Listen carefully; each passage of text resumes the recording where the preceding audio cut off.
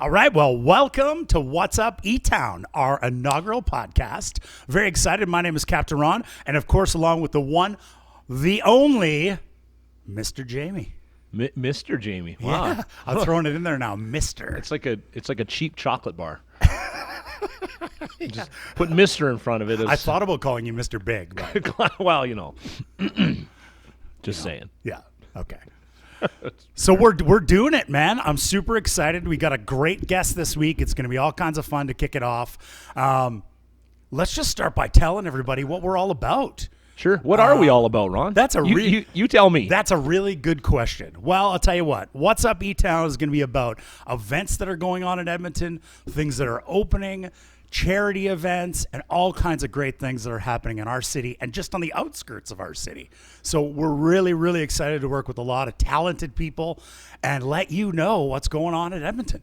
Yeah, I think it's cool that, we're just two guys with pretty big personalities. We've been in the entertainment business together, in separate entities, but, kind of cross paths at just the right time. But we've just got lots of different experiences over the years in the Edmonton scene, in the entertainment and DJing and all that stuff. That 100%. We've both done some very large events for sure. And I'm not writing memoirs. Yeah, so, exactly. So we can talk about it, but that's about it. Yeah, exactly. 100%, man. Absolutely.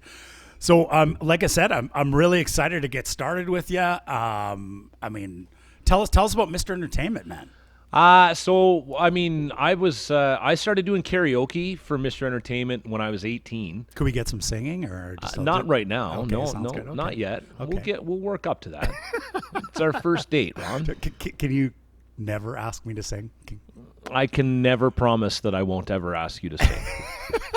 I know you can't promise to not ask me anything. I can tell you that. I know that. I'll be asking. Yeah. But no, so I've been doing. I'm in my 24th year of hosting karaoke shows and DJing weddings, private parties, and fundraisers. Whatever type of event needs music, I've been involved in it in some capacity or another, and just had a great time. And so Mr. Entertainment is in the Edmonton scene. We're in the surrounding areas. We do karaoke in a lot of different bars.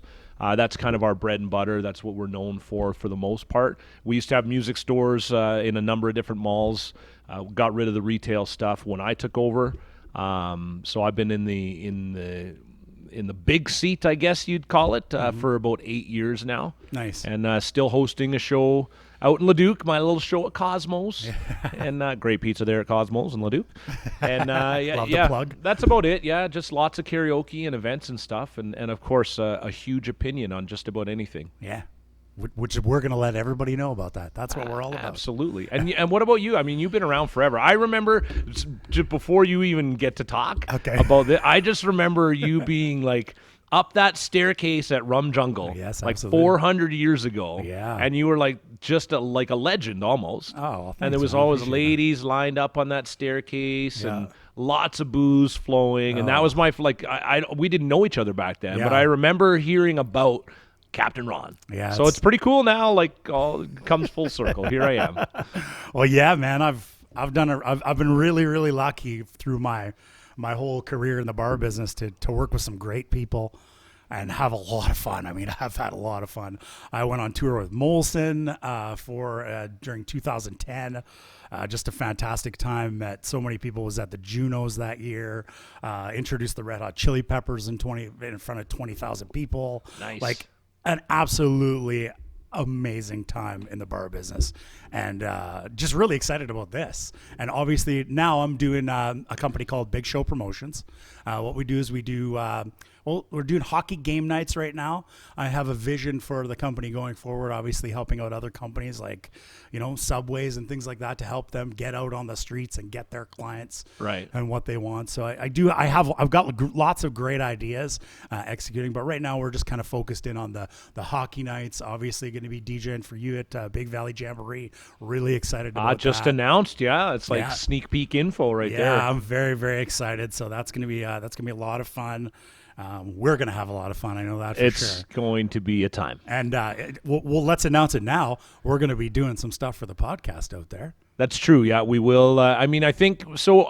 We don't know exactly what the frequency. We're hoping minimum one a month of these things, but we've got some pretty cool ideas for who we want to bring on board to talk to, including I can't wait to talk to Matt out at the casino. Yeah, the new racetrack, the Century Mile Racetrack. Yeah, he's going to be joining us later on the show. That's going to be awesome to tour that facility and see like behind the scenes, like.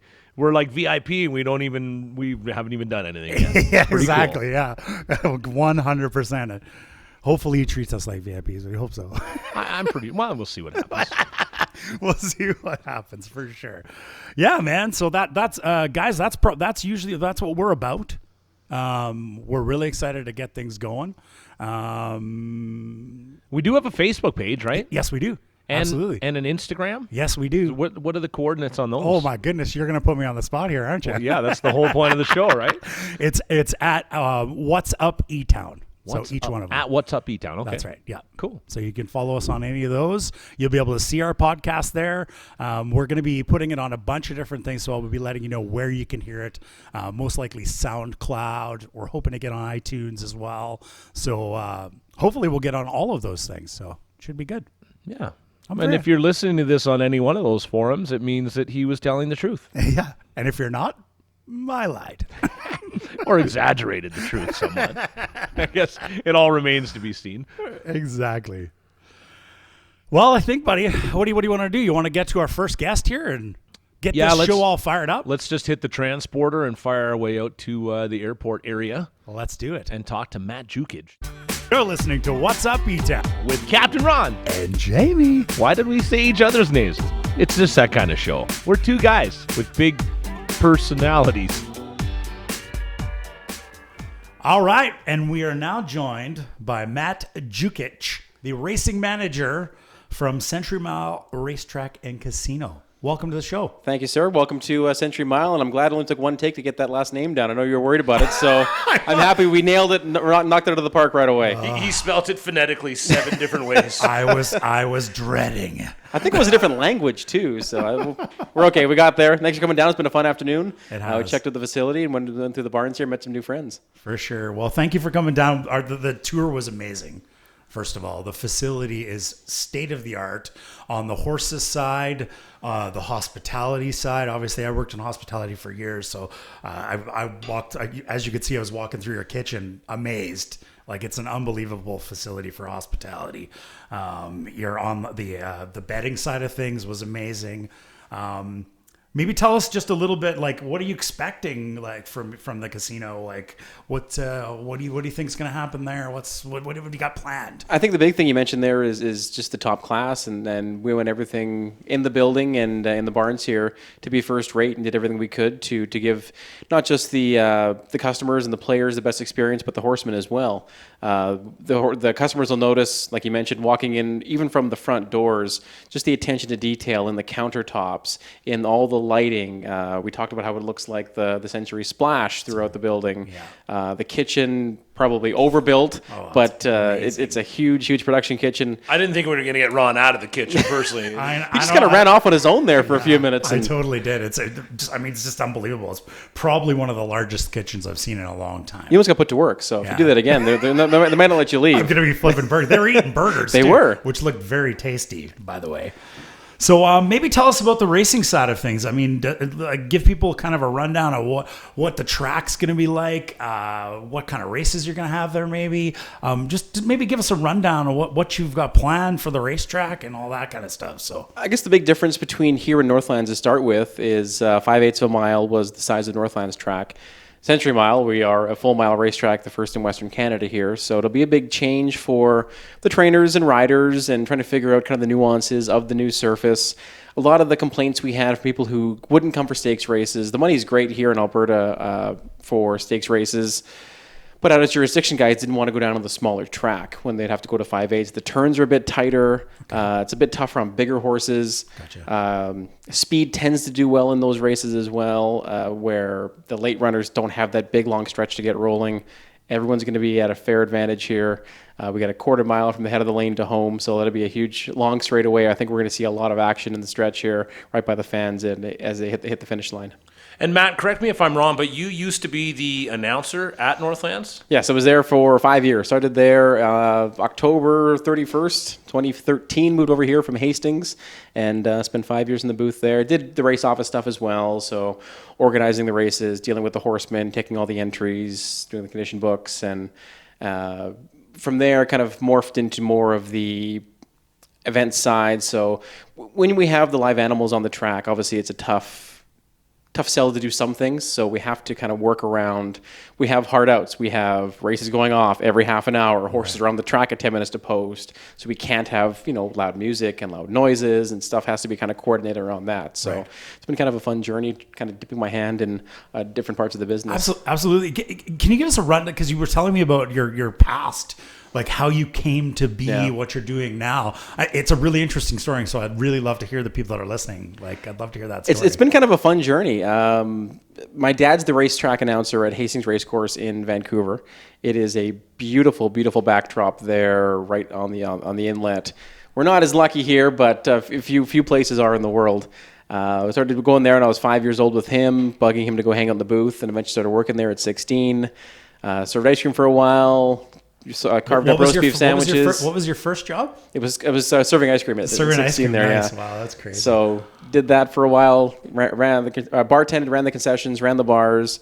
Left to open a restaurant for a horse owner. Came back to work in the restaurant upstairs, and then moved into the race office there, and doing the stuff that I'm doing now. So kind of learning from Paul Reinveld, who is the racing director for Alberta. Okay. So it's been kind of a great opportunity that it's worked out kind of full circle from when I started the race office. Like a mentor or something. To come back here. Yeah, no, it's been fantastic there. I was doing picks at home. It all started kind of backtracking from there. I was always interested in the wagering side, and I was doing picks in the program for the radio guys. So we had the Team 1040, the three talking heads would do a pick of the day. Yeah. I'd write that. And then it was Father's Day, and my dad was doing the pregame show by himself, where he talks about the changes for the afternoon, who he likes throughout the races. And he said, well, why don't you come do it with me? It'll be fun for Father's Day.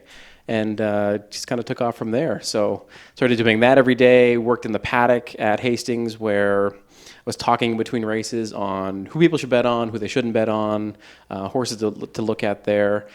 From then, I ended up doing some work for Portland Meadows with the same kind of stuff. So from home, I would do picks in the program and pick 4 videos, best bet of the day videos, and then send them digitally. They'd put them up on their broadcast. Northlands saw it, was doing stuff for them, and then Northlands needed someone to come out in 2013 when Sugar went back east, and here I am. Wow. So you're the guy that I have to talk to win some money, then, is what you're telling me. If I bet every tip I've gotten from trainers in that, we'd all be broke. So everyone thinks it's a competition. Everyone thinks they're going to win. You can't be broker than me, my friend. Or Jamie. Well, yeah, I'm pretty broke. Well, let's not bet those. We loan lonely promotions company, entertainment companies. That's, right? Our employees make more money than we do. So I would imagine, though, like, be honest, it's just us in the Radio Shack, as we'll call this. It's just a wheel. You'd spin it, and then that's what you would tell people. That's how you determine your picks, right? I wish it was that easy. It's a pretty labor-intensive process, going through the form. So we talked about the chart caller room when we were up on the roof. Right. So those are the people who transcribe the information, what happens in the race, which is then put in the program. So when you look at the program, you can see where the horse was, what the finish time was, who he raced against, and all of the past information in one area. So you want to go through that, see what level the horse is going up, if the horse is going down.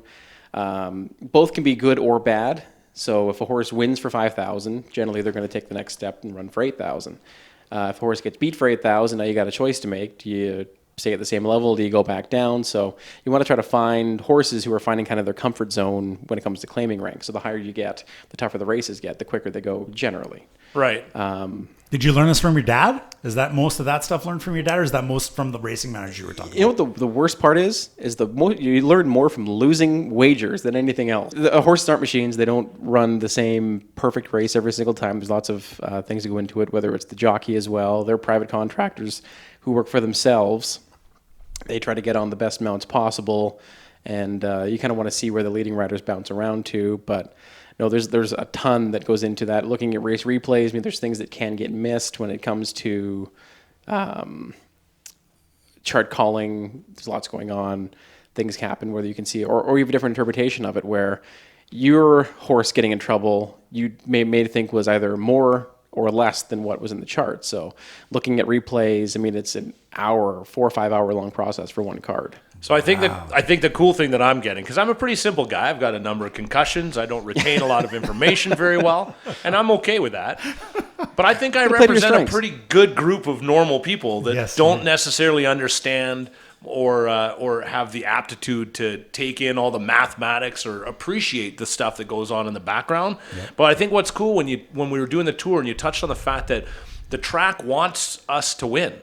As Absolutely. People that show up, and you've got staff that'll walk around and help me bet and figure out what the best way to go and based on my experience and stuff like that. So talk a little bit about that. Yeah, so we want to make it as easy as possible. Obviously, it's a very intimidating sport to get into. You're handed this big, thick paper with 50 pages in it, and here you go. Yeah. Go ahead and pick a horse to win. Right. We want to try to make it as easy as possible. I mean, I was equated to, you don't walk up to the $100 blackjack table and start there.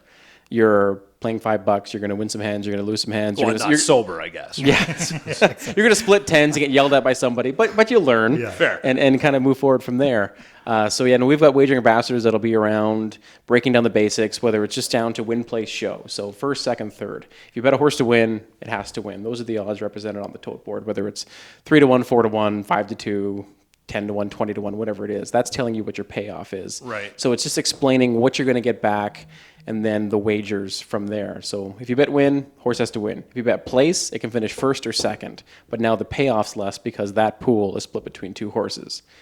If you're betting show, now that payoff is even less, but it's safer. Right. Because that pool is split between three horses. So there's more winning tickets, which means the payoff is less. If a horse is 3-1, for example, it'll pay $8 to win. It'll probably pay $3.80, $4 to place, and maybe $2.50, $2.70 to show. So it's kind of a progression. You want to take the risk and get the $8 or $80 or whatever number you want to use. Right. Or do you want to just kind of collect a little bit, keep playing the game? And I mean, show parlays are great to get involved in. Your horse has to hit the top three. Grab a group of friends. Everyone throws in $5. You put $20 to show on a horse, and then if you hit, maybe you collect 30. You put the 30 back in and kind of keep rolling it throughout the afternoon, trying to keep the excitement going and try to build up that bankroll.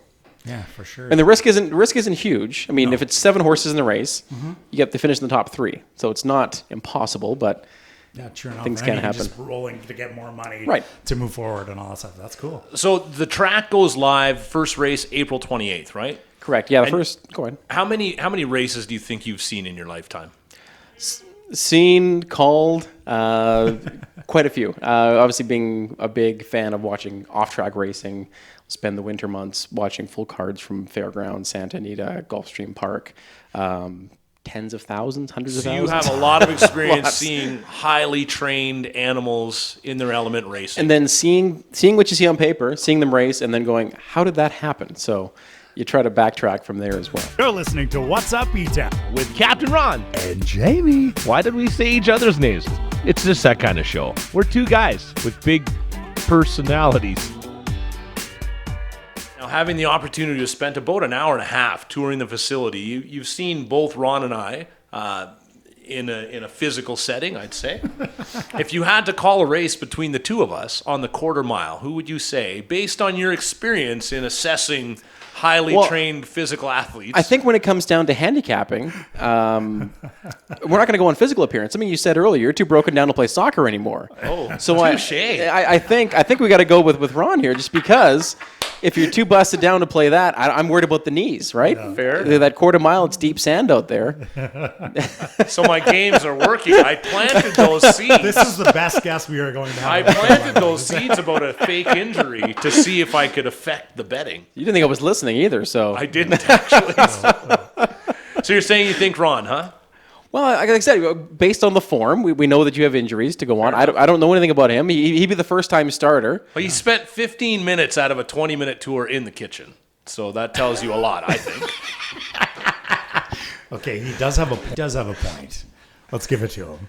But so April 28th, first race. Is there what's the plan for opening days? What's going to happen? What's going to make people want to be here? Mark it on the calendar and get here for opening day. On the race, the opening race day. On the opening day, open April 1st, right? April 1st is the casino opening. Yeah. So it'll be a huge day. There's events planned that morning, ribbon cutting, and customers can come in the building at 9:30. 10 o'clock is when we can actually turn machines on. It'll be a crazy day. I'm sure that whole weekend, the final setup and getting open to a big facility is going to be. We opened one at Hastings.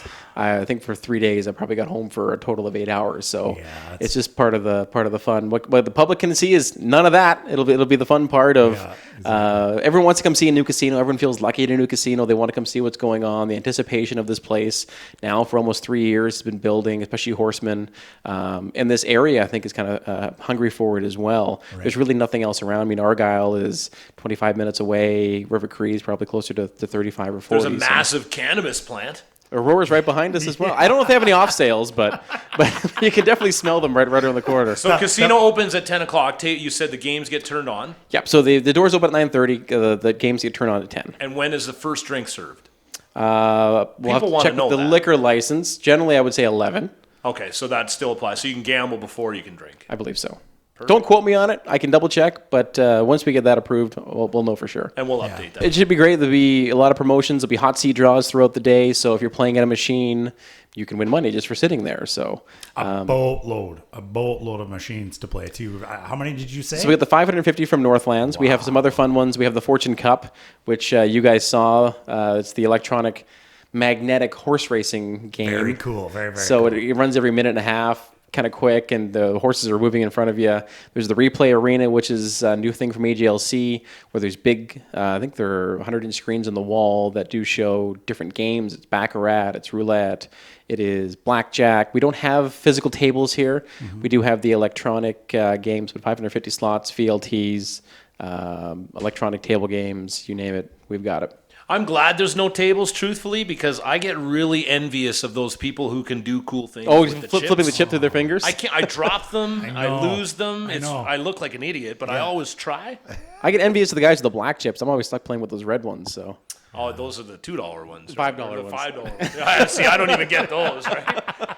Is this whatever I? You're stuck with those white chips. Those $1 ones. The ones you get from Toys R Us. Oh, okay. That's the ones I'm used to. Those ones. I lose those a lot too. Yeah, Jamie doesn't play on the real tables. Oh, okay. I don't need it. I don't need it at the adult table either. Usually, still Monopoly money, blackjack. Yeah, exactly. Hey, I got a serious question though. Sure. I just got a text actually. Somebody was asking me, ironically, while we're doing this, how many jobs in the area? So we're going to create 225 full-time equivalent jobs. Amazing. 225. Correct. Phenomenal. Plus, lots of support from the community so far. Lots. We've had a lot. We actually didn't know what kind of turnout we would get. We had a hiring fair at the mall back in February and didn't think we'd get a great turnout. We got there and it was lined up around the corner. So Leduc is very interested. Yeah, the outlet mall, yeah. Oh, so that was probably their second busiest day then. It might have been. Because they were pretty busy opening day, but other than that... We're taking pot shots at your neighbors now. I don't know anything about it. I love it. What a great mall. I would say they got great stores. Go check out the Under Armour store. Fantastic products. This bit brought to you by Nike. Yes, exactly. And Adidas. And Under Armour. No, but Leduc's interested. I mean, a lot of people were looking to work here, and I think we picked a lot of good people locally. We're trying to do a lot of things locally here. Leduc Co-op, who's just down the street, is doing all of our gas for our or diesel for our equipment here. We're trying to do as much as we can in the community, so trying to move forward with this place as our new home. Awesome. So a lot of job creation and 100%. A lot of money being spent locally, which is phenomenal. Absolutely. It's that's incredible stuff. It's incredible for sure. Let's talk about the hospitality side of things. Okay. I mean, obviously that's something that I was amazed by. So what did you like about the kitchen then? Just the sheer size of it is huge. Most kitchens are small and cramped, and you're kind of working on top of each other. And you guys can just leave. We'll just talk about the kitchen for a bit. There's less room here. Whoa. Those pants were baggy when this interview started. I'm not sure, Ron, what's happening right now. Oh, I love it, Jamie. You always go there. I'm never sitting on this side of the desk when we do one of these again. I'm just telling you that. Yeah, exactly. You're right, you're not. Anyways, getting back to the hospitality Yes. side of things. I mean, looks like you're going to have some amazing food, some amazing drink. Do you have is there a cocktail area anywhere in there? Yeah, we saw when we walked in the front doors. If you kind of make about 50 steps, you're walking to the feature bar, all backlit, beautiful tiling on there. You can't miss it when you walk in the front there. Right behind there's the restaurant, which we open 7 days a week, Mid-City Grill type if you're looking at Fort Road. Right. Right behind there, again, the OTB. But for casino and hospitality OTB options, being- OTB being off-track betting. So if Sorry. you wanted to, no worries. Just for If you the wanted to play racing from California, Florida, New York, Toronto, Vancouver come the summertime, that's where you can hang out every day of the week and play that, or on the second level on live race days. But for food options and hospitality, that's open all the time. Second level for race days, we have the concessions at the tarmac. I think the coolest part will be, maybe why the kitchen has to be as big as it does, is the group areas that we do have. So right next to the restaurant, which is over 400 seats, we have 3 group areas that can turn into one big one or 3 little ones. So it's 40, 40, and 48, 128 people. Trackside, your own private patio there. Yeah, the balcony was amazing, overlooking the entire track, and the view from there is just, it's unbelievable. It's going to be, like I said to you guys on the tour, it's going to blow a lot of people's hair back when they walk in there and just go, oh, this is really nice. But getting there, the views are great. You can do private functions there, like I said, for 40, 80, or 128. But your private buffets will all be done in there, whether it's sandwich bars or something higher end. We have the group room in the back. The buffet for the restaurant, we open every live race day. We have 51 of those. And then some days will be a bit higher end. So when you're looking at Oaks and Derby Day, August 17th and 18th, those will be your higher end, exquisite days for hospitality. You're listening to What's Up, Etown With Captain Ron. and Jamie. Why did we say each other's names? It's just that kind of show. We're 2 guys with big personalities. Hi, we're back with Matt Jukich from 1 Mile Casino and Racetrack out by the airport. Listen, Matt, I was looking on your website. I found some racing terminology. So what I'd like to know is if we can go through a little bit of that. I like that you had some of that stuff for the layman's that don't really know what it's all about. And then I found some stuff like some funnier terms like bad actor. Yeah, so a bad actor would be a horse who isn't on his best behavior. How about that? Like temperament. Little temperament. I mean, horses are like people. So they have good days, they have bad days. Some don't like anybody. Sounds familiar, Ron. I'm a bad actor, very bad actor. So that's where the paddock comes in. So that's that big area just north of the building where the stalls are numbered. The horses come out there at about 20 minutes before the race. They'll parade around so you can get a look just to see if anything's changed. Maybe they've got front wraps on today, which would indicate a different track they may not like, or maybe they've missed a couple days of training. So just things to notice to pick up on that. Or if they're stomping around full of themselves and ready to roll, you can see that as well. Sometimes they'll come out and just kind of lope around and not look like it's the their one best you were day. telling about us in the stalls there, though, that bit you. The gray one, yeah, she bit me 2 weeks ago. Miss Hesse, she won a stake race last year at Century Downs. But yeah, some like people, some don't like people, and they're all different. So you got to watch and see, especially on in the paddock and post parade, you can see how they're feeling and if they're keyed up, ready to roll, or if they're just kind of all right. Well, I got to go through the motions here at least. Yeah, like I said, they're not machines. It's every day is a different day for them. There seems like there's a lot of. Is there a lot of slang used in race talk? It seems like I was looking through and like. It was like Swahili. It was like a different to me. language, yeah. It was totally like a bad actor, morning glory, mutter. So a morning glory be a horse who works really fast in the mornings. You're like, all right, this is gonna be this is the Derby horse, right? He works 58 seconds flat every time we send him out. And then something changes in the afternoon and his mind doesn't work the same way, or something he doesn't like's on the track, or he doesn't like the people around, but there's something that just doesn't click for him, where he looks like a monster in the mornings and then a puppy cat a puppy dog in the afternoons. I was fascinated actually by it. That's why I had to ask you about it, because I just thought it was really cool. So mud, or some horses like mud. And that's where you talk about handicapping and looking into that. That's what I enjoyed looking at, is maiden races, where you can kind of dig into the family. So you can look back. My favorite example is a horse named Cambia Corsa. She raced in California. Mm-hmm. And at Santa Anita, they have a very uniquely configured turf course where you actually come down a hill. It starts on the backside. It's a right-hand turn, and then you run down a hill, which doesn't happen anywhere else in North America. and she was the queen of it. I think she was 9 for 11 in her career or something crazy like that. Wow. Going down this hill Yeah. and won 4 or 5 stakes races. She was a killer. So you're looking through the form one day, and now she's going to the breeding shed, and her kids are now hitting the racetrack, and they're running down the hill first time out. So like, oh, well, she could do it. Let's see if they can do it. And sure enough, right to the winner's circle this thing goes. So now you're watching for Cambia courses that are going to hit the downhill turf course, and you can find 8 to 1, 9 to 1, 10 to 1 sometimes. That's kind of where you want to try to make some money. And so if you're looking at the DRF, for example, it's one of the more popular past performances. They've got a Tomlinson rating for wet track, and that's based on what the parents did. So Curlin, for example, all of his offspring have really high numbers in the wet, where some mares won't, and then you can kind of get a number there to it's a guess until they do it. But at least once they do it, then you can see where a horse will be great on a dry track and then either can't get a hold of a wet track or doesn't like the splashback in his face or something. Is it essentially like analytics? I mean, A lot of it is. For horses? Yep. Essentially? So you're looking at, race distance, race level. You're looking at what track they're running. We don't see a lot of that here, but in the States, they'll go to different tracks in different months, and especially coming up now with the Kentucky Derby on the horizon, horses are racing at game winner, for example, was at Santa Anita. He was at Oaklawn. He might stay at Oaklawn and then run in Kentucky. So he's at 4 different racetracks pretty quick through those races. So you want to try to balance that out and try to figure out what's worth more. And there's a lot to dive into it. Like I said, it can be intimidating, but you can also pick the prettiest one or the best name, and that can be just as successful. Exactly. I mean, this would have taken me years to memorize some of the lingo that's in some of this stuff. I've had a 20-year head start. So. You do. Well, you do. It feels like we need smart people like that. Like maybe the Oilers could hire.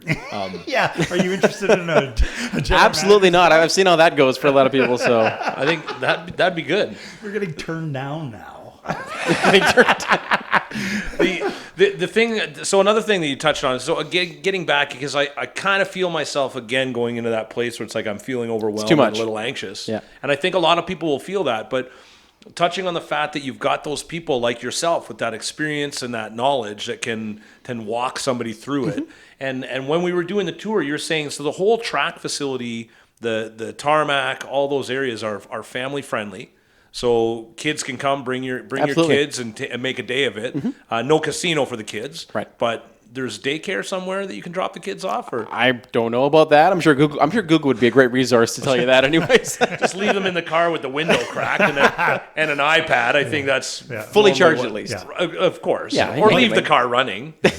What's up, Etown does not condone what just happened in this podcast. Thank you for joining us. No, it's family friendly on the tarmac. There's a family friendly area just inside next to the casino where they can enter the building and then head up. That second level is all ages. But like I said, unfortunately the casino's not. So which is fine. The kids can learn about that online anyways. It's funny how many people you talk to that their first experience was coming to the racetrack as a kid with either their grandparents or their parents. And I did it myself. I did it for myself. I'm not sure if you were there when I was talking to the marketing. What's the marketing manager's name again? Marina. That's right. Marina was awesome, and I was telling her that I bet on Grandma's Pet, and I won $50. And that you actually were there. Yeah. Sorry. What was the name of the horse? Grandma's Pet. That's what it was. Grandma's Pet. And you won $50. I won $50. It was like $1 in $1 billion. Deadpan, hey? Yeah. That's all I get That's from it, you. man. That's it. I thought that was a better one. So family friendly. You talked about the different sections too. So you can do corporate functions. You can have private parties, birthday parties. Yep, team those building. requests You are name already it. rolling in. I know they're kind of backlogged right now with a bunch of those, so they're working through them. But it's a great night out. And like I said, it isn't like I was talking to you guys before. It doesn't have to cost you a whole lot. If you wanted to bet $2 a race, or even the show parlay, and you can hopefully get through a few races, it's a fun afternoon. You don't even have to come and bet. Even just to come hang out on the tarmac and just watch the racing. When you're down on the rail and they're pounding by you through the stretch, there's no feeling like it. Yeah, that would be powerful. They're massive animals. I mean, let's be honest. And what about, so can you like reserve tables? Is it first come, first served? Like if I want to come out on date night with my girlfriend and get a nice table and enjoy dinner and see the races. If it was a date night, I'd definitely recommend some reservations. Okay. You don't want to let her down, so. Fair. I mean, she's gonna be let down. More than you already do. She's gonna be let down. It's gonna happen. We're editing this, right? You told me you didn't want deadpan anymore, so now I'm not giving you deadpan. I appreciate Matt. I feel like we know each other. It's frightening. No, I would recommend reservations. The club was a little bit smaller than the one at Northlands. It was 600 seats there. We're just over 400 here. There was quite a few days where it was full, so I would plan ahead a bit, jump on Open Table, get the reservation. Oh, you guys are on Open Table? We're on Open Table. Awesome. There will be some owners' tables that are bought for the year, kind of like buying a box seat. But for the most part, we'll have lots of tables open every day. I would imagine we'll be booking 2 weeks out and then able to grab those tables whenever you need to. So Perfect. And you were saying how many race days are there actually going to be? So from April 28th to August 26th, which is a Monday, we have 51 live racing days here. So 51. we're going. Wow. Saturdays, 51 opportunities to not disappoint my girlfriend on a date night. or a date into that afternoon. We don't have light standard. We have the light bases in. The LED lights will go in at the end of this year, so we'll be able to run more night racing next year. But for this year, we're going Thursday nights at 5:55, which start at the end of May, and then Saturday, Sunday afternoons at 1:45. Okay. So it's a great, weekend activity where you're wrapped up and you can head off somewhere else after that. And if I bomb the date, she's got all night to go on a different one. To find somebody else, Someone else. Or you can make up for it. Or, if you made a bunch of money at the track, then you can take her out to wherever your special place is. Yeah, 'cause Matt's going to give us the inside so we can bet The properly. inside track. Yeah, exactly. Well, you go see who you petted today and see if you can bet on them when they hit the racetrack. That's exactly right. 100%. All I right. guess one thing you mentioned before was we talked about pari-mutuel wagering and how, as the racetrack, we want you to win here. So what that is, pari-mutuel wagering, its French term, means amongst ourselves. So how it works is like poker with a rake in every hand. You come to the window, you make the bet, the track keeps a small amount, everything else is put in the pool, which is paid out to the wager holders, not just on track here, but across North America. So ideally, we help people as much as we can on track here to get people winning here. So we have picks in the program. We'll have picks on the screen before the races. We'll have explanations in the paddock. We'll do everything we can to help you learn horse racing. That's awesome. I'll be here trying to learn. I love just seeing the animals. I'm easy to and find. everything. So if you need any questions, come track me down. I definitely will. I won't talk to you on opening day though, because I know you're going to be busy. We'll find time. And is it possible to arrange a race? Are we going to get on that track? Can humans run on that Well, you track? can't get on a horse on the track, but you can get on the track if you'd like. So I issue this challenge to you, Ron. Oh my goodness, here we go. I'm not sure how long. I'm going to warn you, it's a mile, but it's 6 inches deep, and it's a lot harder than you think. I feel like taking this challenge and then just jogging behind him while he's running full bore. I know it's I don't know how much videotape your guy or Barney's got here, so I don't know if he's got enough memory on his phone to get the entire lap of you guys. We'll be out there for quite a while. So maybe we just do like the home stretch. Yeah, we can do the quarter mile to home. Yeah. Okay, so do me this favor. I'm going to put Yep. you on the spot a little bit. It's Captain Ron. It's Jam and Jamie. Call us down the stretch. And Captain Ron's in front by 2 big lengths. Jam and Jamie now starts to roll. Jam and Jamie up on the outside. Captain Ron starts to get weary in deep stretch. Captain Ron, Jam and Jamie at the wire. You won! With the bad knees and everything. With the bad knees. That's awesome. Sorry, buddy. Oh man, I lost again. Well, I can't We already tell picked you. on him for the date night, so we had to Yeah, sure enough. throw something Sure back enough. his way. We had Throw to a give guy him a bone, something. right? You're right. I'm beaten over here. You're all right for sure. We can't thank you enough, Matt. The access that you gave us today, and I mean, this is our first podcast, so to be able to partner with a venue like you guys right on the eve of your opening, pretty much, and the time that you gave us with all the fires that you were putting out, just we're so grateful to let us have this. Appreciate you guys coming down. Like to get the good word out of Century Mile as much as we can. So Absolutely. Well, thanks for joining us. thanks for having me, guys. We will be down to check out the casino on the April 1st as well, obviously on the 28th too. So we'll definitely come and check it. Thanks for joining us. Thank you so much. What a fantastic day. Oh, that was awesome, man. I can't even believe That was so much fun. Yeah, Matt, amazing. We really thank him for joining. It was so much fun to have him on, hear about horse racing, hear about the new casino.